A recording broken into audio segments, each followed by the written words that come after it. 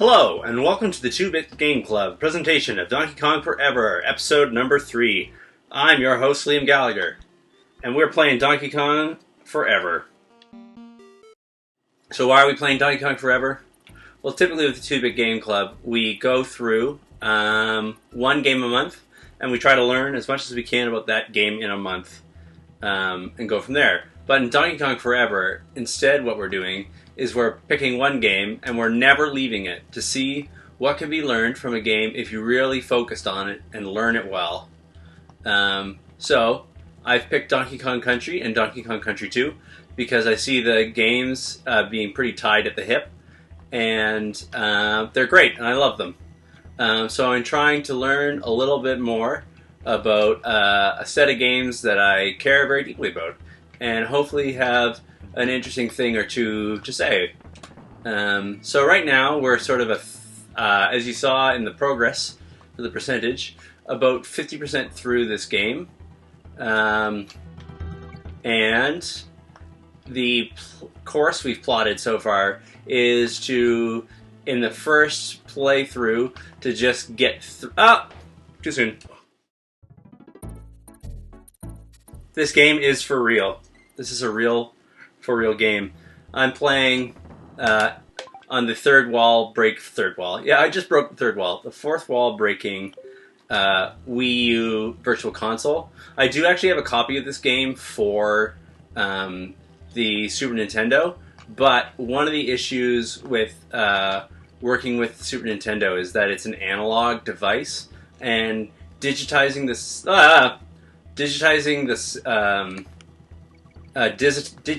signal is a bit ridiculous. It's just like inviting a whole slew of tech problems. And so, as a result, I'm playing it on the Wii U for the ease of recording, for that functionality. Yeah. So, yeah. Are you for real? The answer is yes.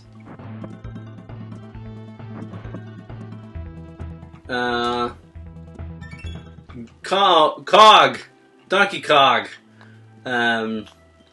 Yeah.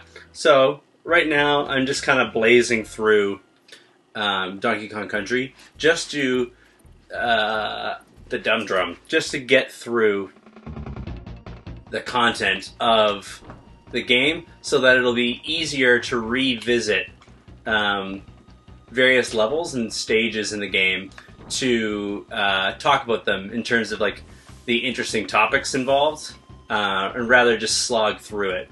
I don't know if it's evident, but I've played this game a few times, and can talk through it. But it's a good one. So, what's to be said about this level? So the 2-Bit Game Club, where can you find us on the web? I'm just going to talk about that real quick. You can find us at www.2bitgameclub.com. Oh no, my monkey! Captain Monkey Pace.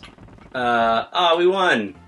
You can find us at 2bitgameclub.com, that's the number 2. And on social media, we're always 2-Bit Game Club. So whether that's on Twitter or on Facebook, it's all at 2-Bit Game Club or / 2-Bit Game Club. We're just going to visit the save spot really quick. So, yeah, very exciting stuff.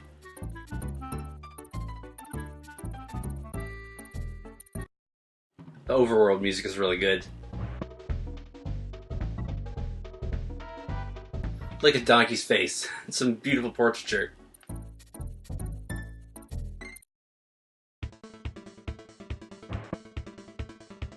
See you, Funky.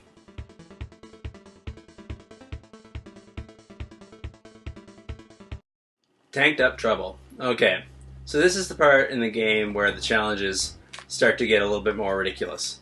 So we're on this moving platform that we need to get fuel barrels for, or else it dies. So this is very similar to the other moving platforming levels that we've had. So the discussion about how they're dressing up the pretty straightforward platform mechanics with this idea of a mandatory forward speed is getting gussied up here. So there's two things that are happening.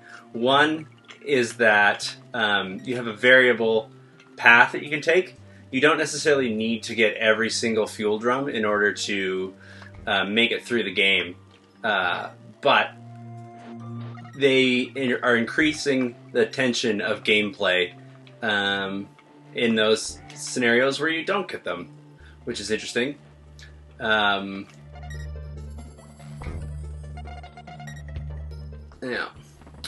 And also they're able to play with the mechanic of demanding that you move ahead of the platform's progress in order to, I guess, progress, right? So there'll be times at which the platform is not moving sufficiently fast that you can laterally reach the fuel drum.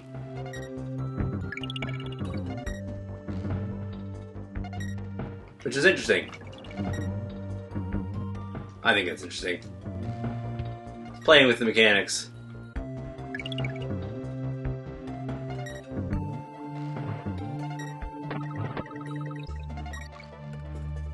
B. To be. Or not to be. Oh!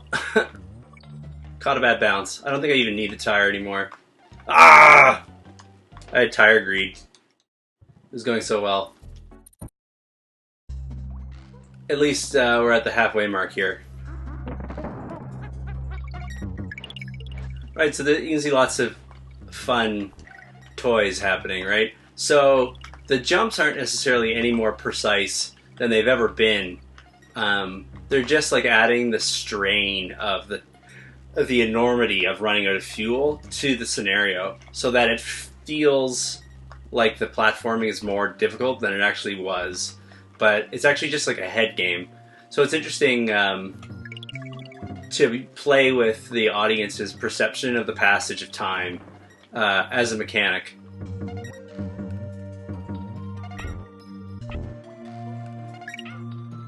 Ah, my monkey! Donkey Kong is grieving. This is grief dance.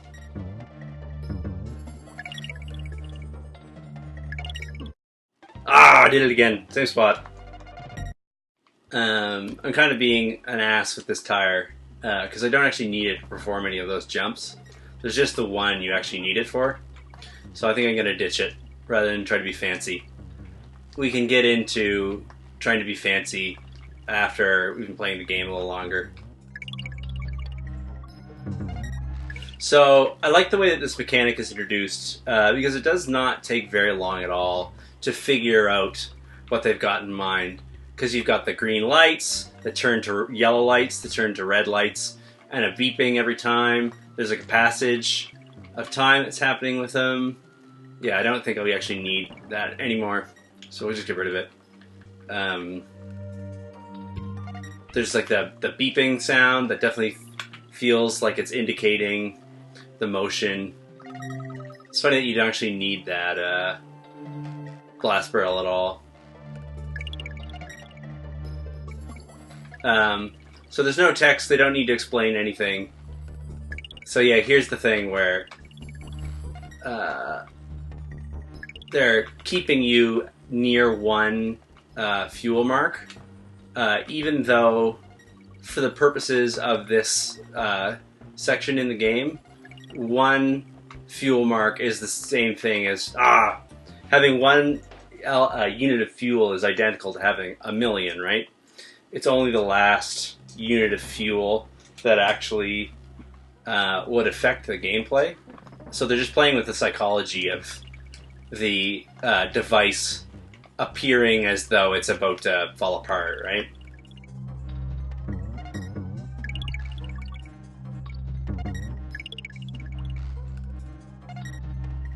He's a good dancer.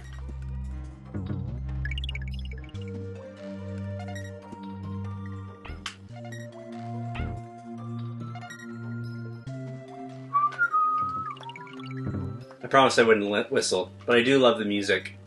in these levels. It almost makes me wish that I'd lost Diddy, just so I could get him back there.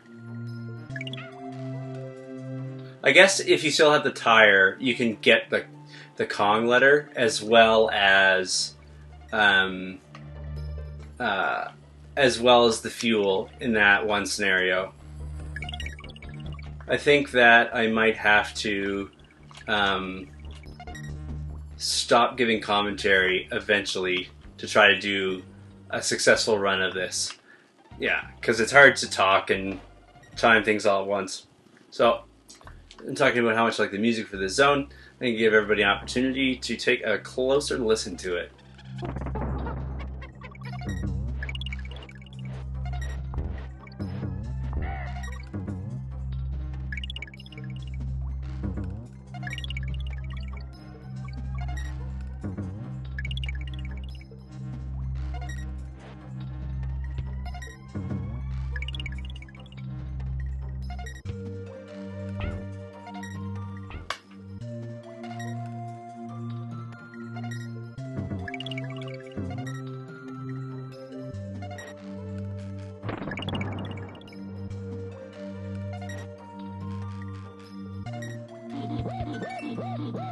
Right, like there.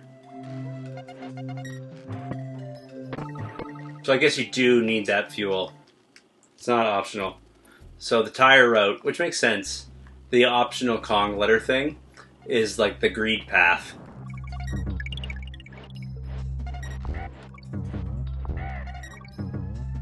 And if you decide that you want to get all the guts and all the glory, then you have to go through the more difficult level segment, which I think is a strong choice.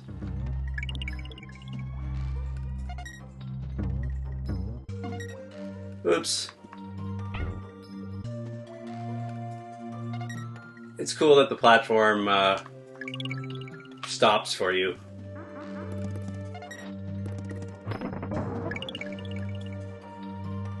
And waits. It's very kind.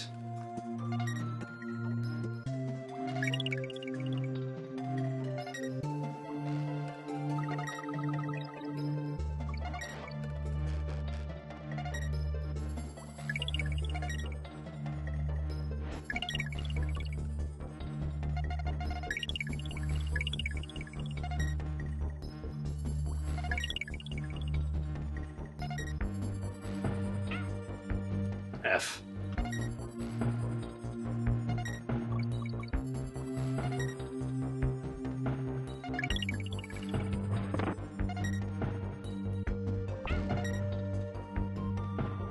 So the same thing goes there. They let you forego getting the last Kong letter if you just want to like bail on the level.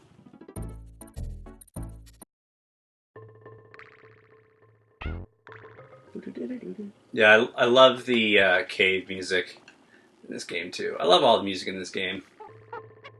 Take that, you dirty, dirty beaver. Rambi the rhino lives in a crate. No, whatever. I'll have somebody call the SPCA on me. Okay.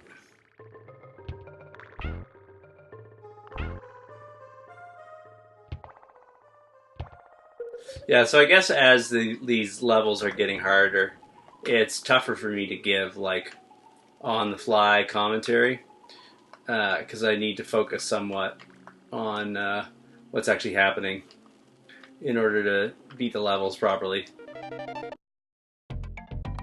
Which I guess in some senses might be nice because you have to listen to my gab a little less.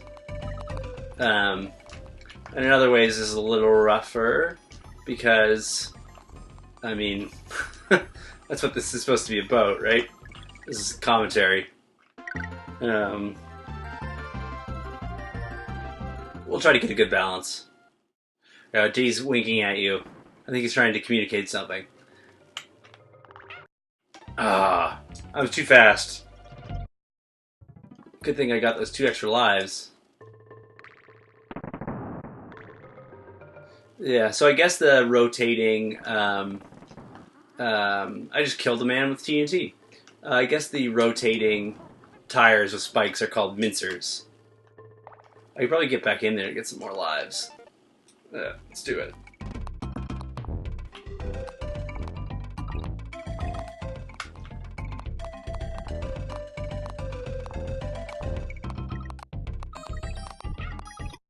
Oh no, my monkey! That's fine. So don't Sanic this. This is similar to like the last level. The platform is smaller though, so it looks hairier. Oh no! Yeah.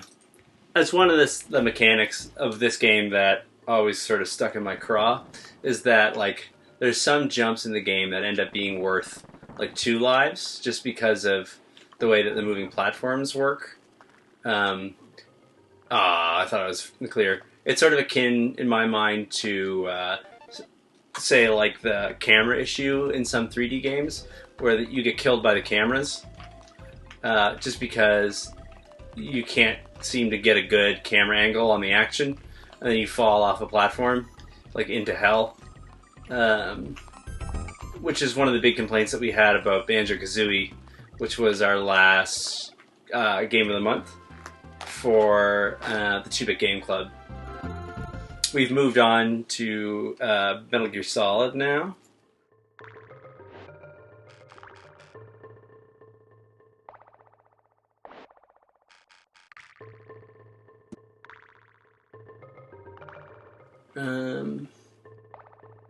But we're going to make it. We're actually going to be live streaming Metal Gear Solid after this program. So tune in after that. Yeah, I'm definitely getting to the point where I need to pay more attention to what I'm doing and talk less.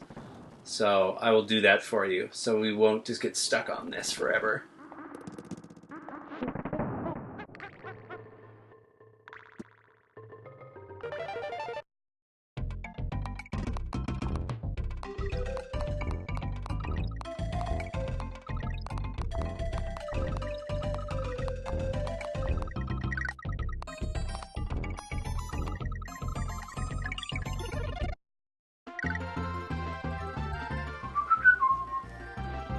I always like the bonus rounds because they're like an opportunity to get like extra little life and bananas and whatnot, tickets into the secret stages, but and like let you play the game, but not worry about being killed in the same way that you normally have to be killed.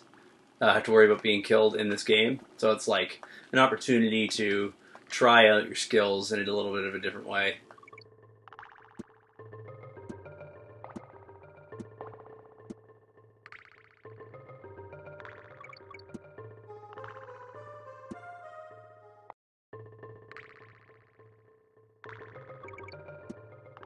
I'm pretty sure this is not a bonus stage, though. Yeah. I don't think the Kong letters are ever in a bonus stage. Do I have to go back through? Oh, God. Do I get another TNT barrel, though? I guess I do.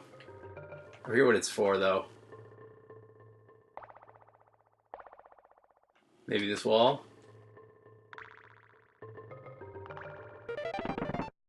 Found it.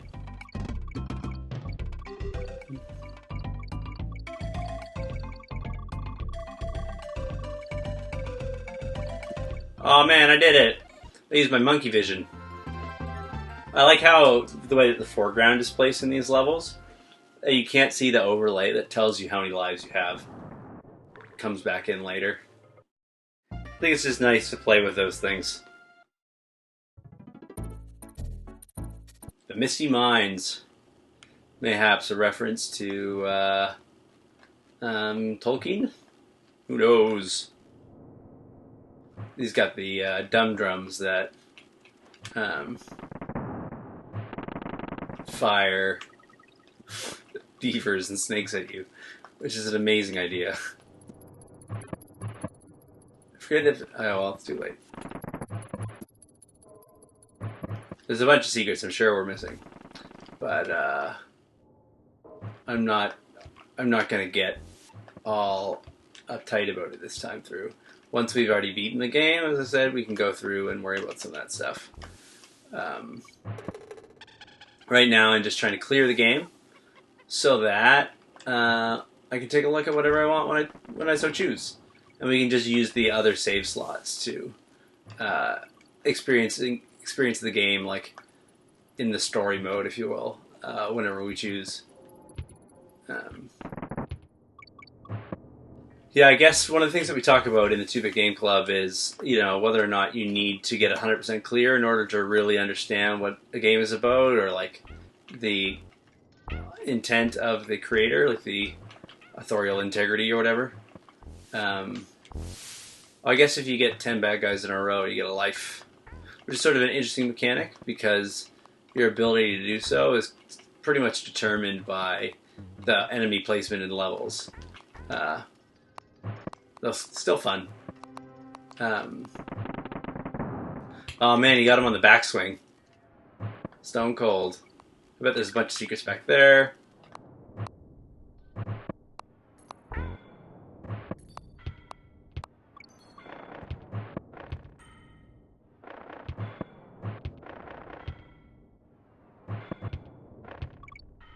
Yeah. So I mean, like, not so hard that I can't do it, but definitely hard enough that I need to pay attention. That I can't just bounce and swing my way through all the levels without paying attention. So just in case, I'm going to go here and I'm going to get in Funky Kong's barrel plane and go give it a save. We're going to book our flight now. I love how Candy has her little sideshow in this middle of this like polluted factory wasteland. 61%.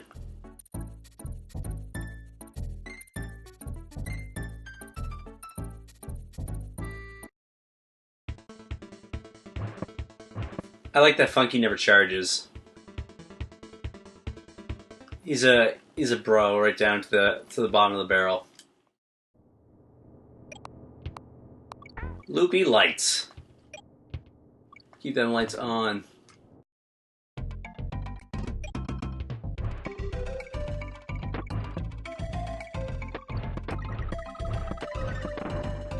There you go, I figured it out. I learned the timing. Oh, right, these guys can jump. That's part of what makes them so loopy. There you go.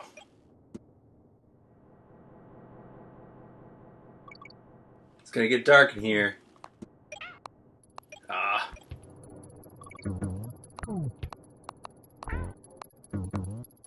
I forget the timing of how they jump, like what causes it, or when I think they just jump when I jump. Yeah. There's some like rule about the platform or like the being on screen.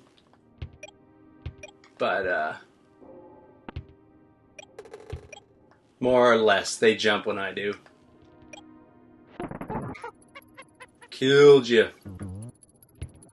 And then I can get some extra Chivos if I get my barrel on the platform, which we're gonna try. Come on, my barrel. I tire. I went after it. I got greedy. Which I said I would not do, but here we are.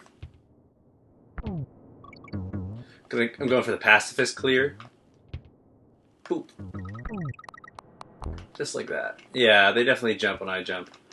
When, like, I think it's just when they're on screen. So if I enter the screen in a jump, they stay on the ground. But otherwise, they give her a hop. Right? So there's two of them. So it's not tied to the B button. It's actually tied to me leaving the ground. Ah, I panicked. I probably just should have lost the donkey. Killed my Kang to get through that segment instead of flinching and getting myself killed, but I guess in that moment I lacked the loss of judgment. I lacked executive functioning. It's fine though. What are you doing in here, Vulture? This is not a place for a vulture. Yeah, so like I'm in midair and pounding the B button. I don't know if you can hear that through the mic of the controller, but it's true. I promise. Okay, there's a Buzzy Buzz B. We can do this. Not to be confused with the British style hat, the Busby, for their ceremonial guard. Blind leap of faith. Here comes a barrel. I forget what the bees are actually called, though. Other than, like, bee. Oh! Yeah. And the final death trap. Yay, we can save again!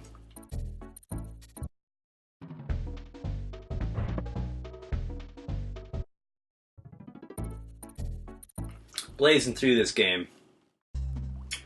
Yeah, I'm very grateful that the Super Nintendo games are emulated on the Wii U, and I guess now the new 3DS. Makes me very happy. This is a very strong era of gaming. Not to say that there's eras of gaming where nothing good came out, but this is like a very formative period in the video game industry, and I am very glad that a lot of these sort of either genre perfecting or genre creating games that we got in the 16-bit era are still available to be played and like readily available in well technically supported setups. It's nice. It'd be tragic for this catalog to disappear.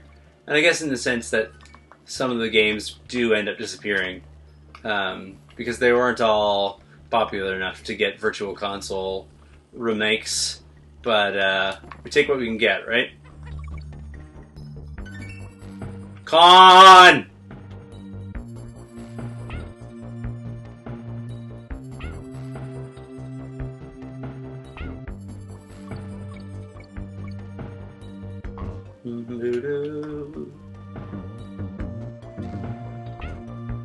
I really like the sound effect works. All the noises that the enemies make when you hit them are, I think, great. It's interesting to see which enemies do make noise and which ones don't, just when they're moving. Because the bees, or the wasps, do buzz. But like that guy who's just like haunting around doesn't make a sound. Oh, I should have thrown it. I sort of acted like I was Diddy in that moment. Pretended the barrel was in front of me. Poor bee. Yeah, I gotta say, I think that, you know, for the approach of the game, Diddy's barrel placement is superior. You know, I think it's safe to say that you move horizontally more than you move vertically in this game. I like that Diddy and Donkey have very slightly different powers, but only very slightly. They're not like completely different characters. I think that the Diddy Trixie dynamic in Donkey Kong Country 2 is also good, but I think that's at like the extreme of what I would like to see. We got him. I wonder if like it's the hitbox of this barrel is actually a lot bigger than you would think, or if it's that enemy is specifically rigged up to make it easy to hit with a barrel. Kong! Donkey Kong!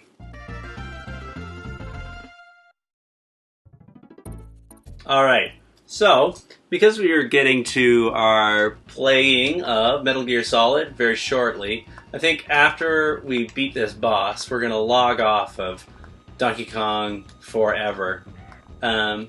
It's been a somewhat short one, but we've seen some good content of the game.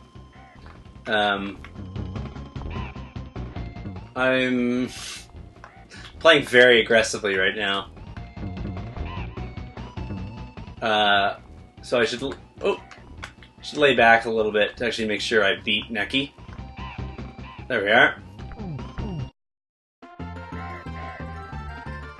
But though this has been a brief episode of the 2-Bit Game Club's Donkey Kong Forever, it's been triumphant. And here we are at Gangplank Galleon.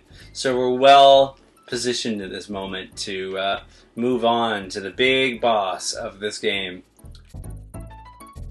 I forget how the game actually tracks percentage. Like what each percentage point actually represents. But it's interesting that we're so close to the end of the game and only at 65. So this is what we'll see next time. The boss encounter with K & K Rool. So, thanks so much for watching. I've been your host, Liam Gallagher, for the 2-Bit Game Club. You can find us on the web at www.2bitgameclub.com, and we tweet at 2-Bit Game Club, and all other things are 2-Bit Game Club. So please check us out. Let us know what you think about the videos and join in the conversation. We're all about learning more about game development, and as video game players, learning, like building our level of literacy and increasing the dialogue about video games. So, without further ado, thanks so much for watching, and if you're in the stream, stick around for our recording of Metal Gear Solid. We record the main series Let's Plays for our monthly games on Tuesdays and Thursdays at 2 p.m. Eastern Time. So, thanks so much.